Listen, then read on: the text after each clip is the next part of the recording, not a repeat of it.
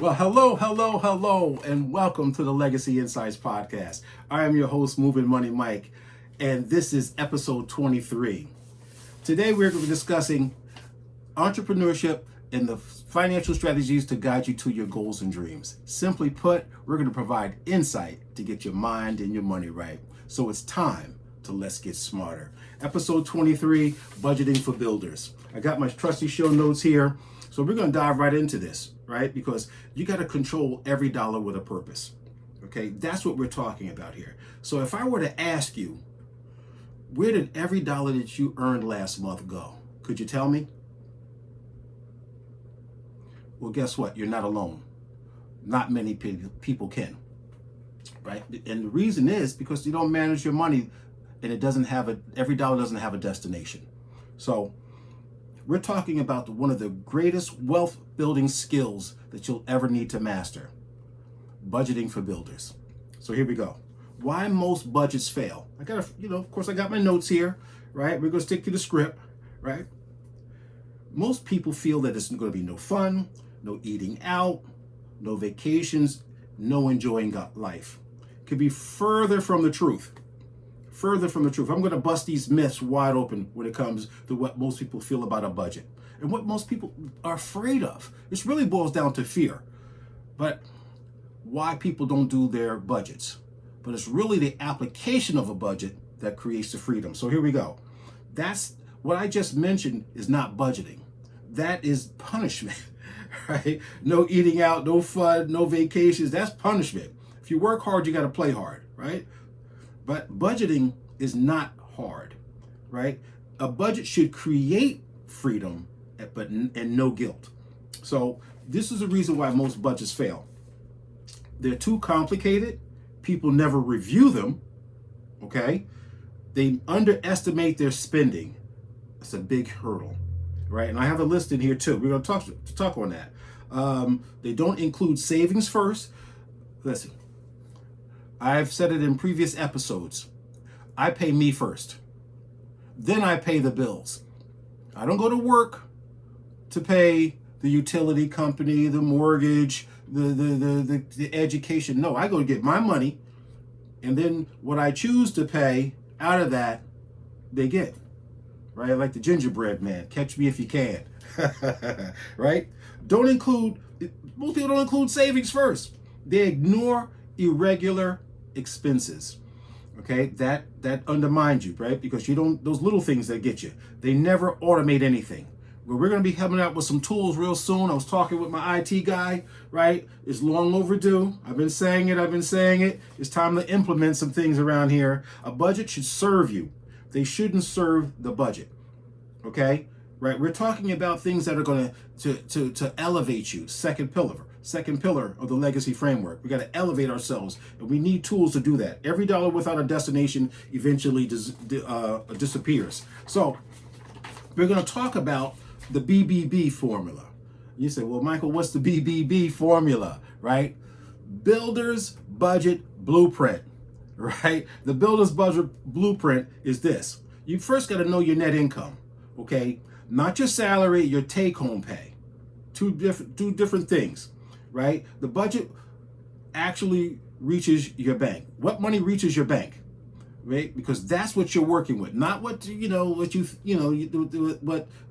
overall salary is, right? We need to work with the dollars that you have in your hand. So the list that I was talking about just a few seconds ago, this is what you should have in your budget. You know what the normal things are, the mortgage, the rent, the utilities, right? Those are things that are right off the top. But these are the things that you need to include in your budget. Insurance. You must protect what you've built. You are the human ATM of your life. You've got to have that in place, okay? Whether it's term insurance, permanent insurance, whether it's a IUL that is building wealth over time with cash accumulation based on the index, right? In the compounding of money you put away, you've got to have something in place. Insurance, you've got to have it. Savings has got to be in your budget. Most people don't include savings in their budget, which sounds crazy to me, but it happens, okay? Medical.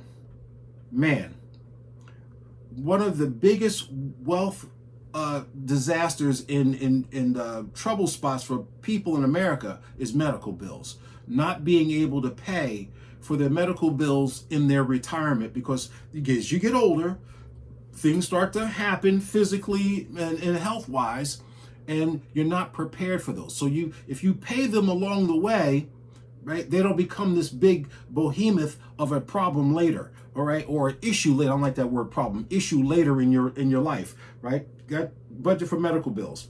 Children, hey mom, hey dad, can I get a couple dollars? I'm a little short this week, right? And I'm not even talking about just the little ones.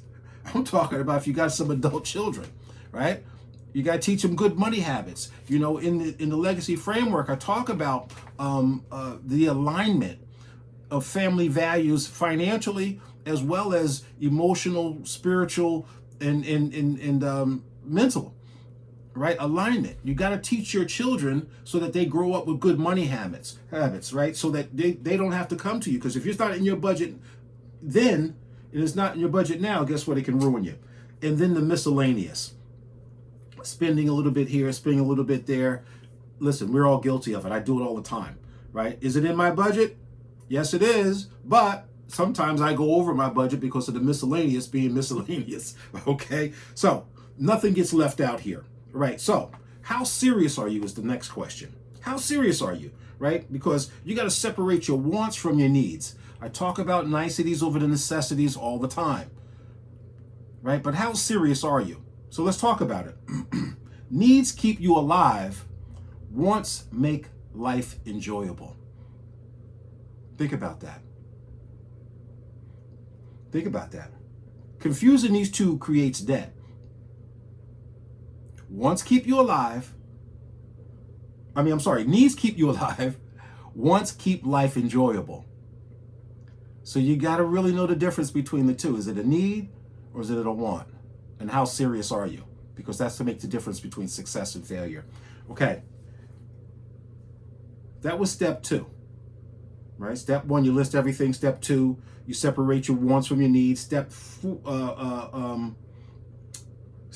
3, 4, pay yourself first. Just said it. Before Netflix, restaurants, Amazon, and shopping. Well, Amazon and shopping goes the same, right? But you got grocery shopping. You got, you can shop a little bit everywhere on Amazon, so that kind of falls together, right? But you got to pay yourself first. That's that savings in your investing accounts, right? As soon as you get paid, man, bam, right? 5%. Pay yourself first. Invest in yourself 5% off the top, 10% off the top, okay? Pay yourself first. Then you start paying your bills and your budget and things of that nature, right? Because you're going to be around a lot longer than you really believe and know. You're going to be a lot around, and you need to have some financial means when the time comes, okay? Hopefully, eventually, you can get to 20% of investing in yourself, because that's really, really what it's about, right? The long game, okay? The long game. All right, so step 5, give every dollar a job, okay? Income equals assignment. So when that money comes in, right, it already knows where to go. Every dollar should have a destination. Just said that. If not, someone else will gladly spend it for you. We just talked about Amazon, right? One of the biggest shopping platforms on the planet, along with Walmart and the big shopping boxes, okay? Everybody know who they are, so this is no defamation of any one place, right? I do a lot of shopping myself, so I'm guilty as well, right? But I control my spending. And that's what this show is all about. Sharing with you the basic principles of building a builder's budget blueprint, okay? Now, there are 5 budgeting systems that actually work. So here we go. The first one is zero-based budget. Okay, I hope you people got your pens and paper out to write down these jewels and these gems that I'm dropping. Okay, because this is what's going to save you financially. It maybe even save your life, your financial life later. Okay, so these are the 5 budgeting systems that actually work. Income minus expenses equals 0. So every time you get paid, should have zero. Not meaning that you don't have fun, you don't go out, you don't save. It means that every dollar has a destination. So that you're putting money in buckets. You're putting money in buckets so that you could do the things that you want to do. Okay? That creates freedom. Because once that bucket is empty, guess what? You're done for the week or for the month. However you set it up, weekly or monthly. Okay, bi-monthly. Really is up to you, right? It's the second system is the 50-30-20 rule. 50 on needs, 30 on wants, and 20% in saving and investing. Man, sounds pretty good to me. Half off the top. Boom. Take care of your needs. Take it right off the top. 30% on wants. Guess what? You just bought your freedom. 30% toward freedom. Hey, that's what they say. Freedom's never free. But 30% of your earnings you bring home goes to your wants. It's not a bad deal. And 20% goes to saving and investing. That's not bad. That's not a bad deal. You have to look at that one myself, right? Cash envelope method. Best for overspenders. Okay, here we go. Now we're getting serious. Groceries, gas, eating out, entertainment. When the cash is gone, right? All right.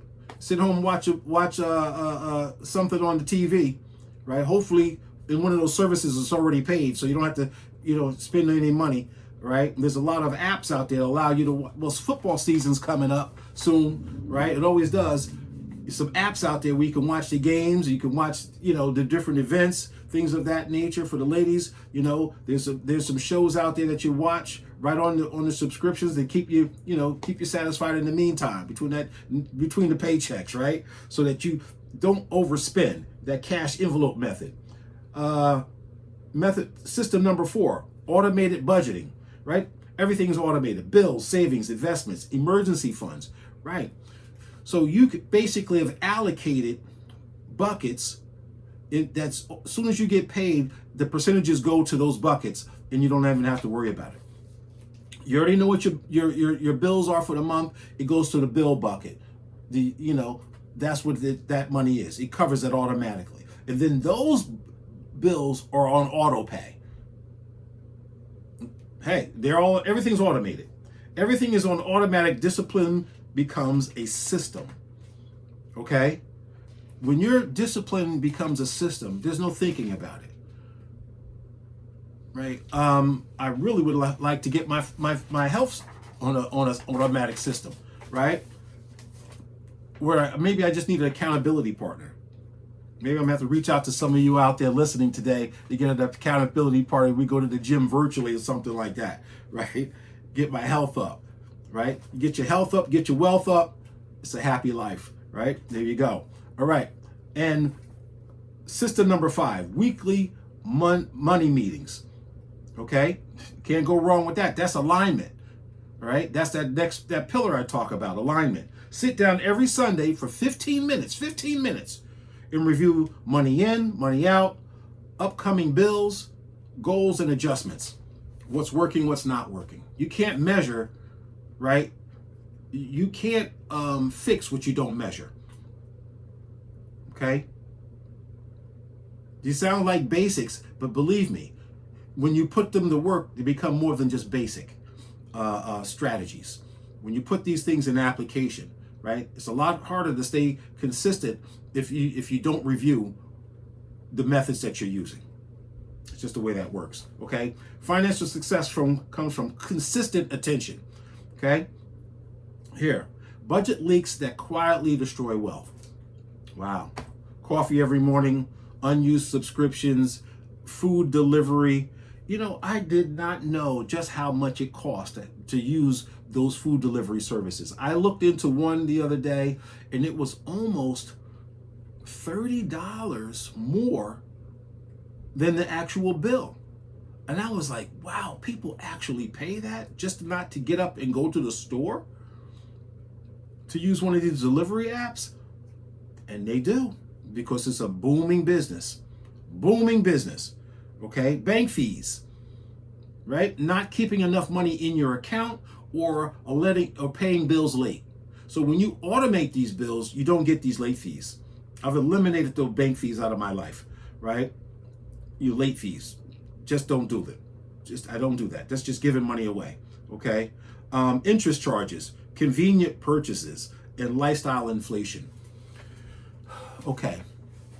If you don't know what lifestyle inflation is, it's just basically keeping up with the Joneses. Okay? Living above your means. That's simply put, living above your means. Doing more wants than needs. Niceties over necessities. That's just that lifestyle inflation. Okay. Let me ask you this. What expenses have quietly become permanent that no longer improve your life? Ask yourself that question. What are you constantly paying for in a subscription, something that you do regularly that's not improving your life?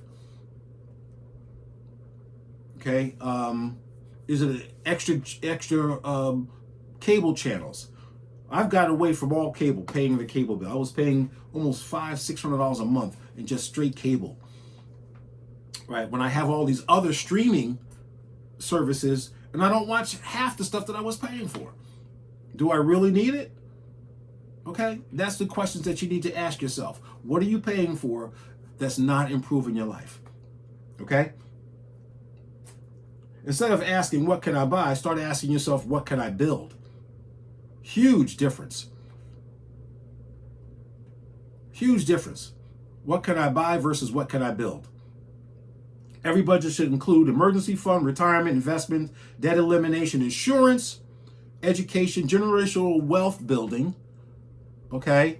I heard a story today about generational wealth building that was, beyond outside of my scope. It was one of a former hip hop stars and his children, and I was listening to this story, and a lot of the people were arguing over what was already built rather than building something from that brand new, right? So people over here trying to grab and pull on the past estate rather than taking what was already formed and already in place and adding to it to build something totally new and brand new away from it, so that all that bickering didn't happen. You're building something new, okay? That's that generational wealth building. Every budget should include something to that stature. Charitable giving, if that's part of your needs, right? To give back. There's nothing wrong with giving back. The children's future, giving back. I would say that's a charitable fund as well. These categories build families, not just lifestyle. Right? Right? You give back to your church, you give back to that nonprofit, the children's hospital, things along those lines. Those are great charitable givings that not only improve their lives, but yours life as well too, helping someone else, giving back, paying it forward. Okay?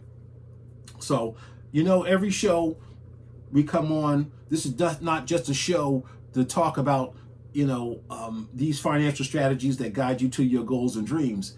We have calls to action. This is always an action-based show. I'm never going to come out here today and just talk at you. I'm going to give you some homework assignments that's going to improve your life to get your mind and your money right. So I hope that you're getting this. I hope that you have your pens and paper out, writing down some of these things. Go back through this episode, get those 5 strategies that work, okay, for building the builder's blueprint, okay? That's what you got to go to, BBB, right? So I want you to print your bank statement, highlight every purchase, and ask one question. Did this move me closer or further away from the life I say I want? That's huge. You print out your bank statement and highlight all your purchases that you've done. And then ask your simple question. Did it help me or did it hurt me? Did it move me toward my goal or did it move me away from my goal, this purchase? Okay, that's a huge eye opener. I've done it a couple of times, and I was like, wow, wow. I need to stop doing this. I need to stop doing that. I need to stop doing. And you'll see just where your money goes when you print out that bank statement and start highlighting things. Okay, I want you to use a yellow marker, and I want you to use a green marker. Right, that green marker means you're moving closer to your goal. That yellow marker means that you're moving away from your goal. Okay, try it. Okay, then I want you to create your first legacy budget. Small daily decisions create $1 million dreams.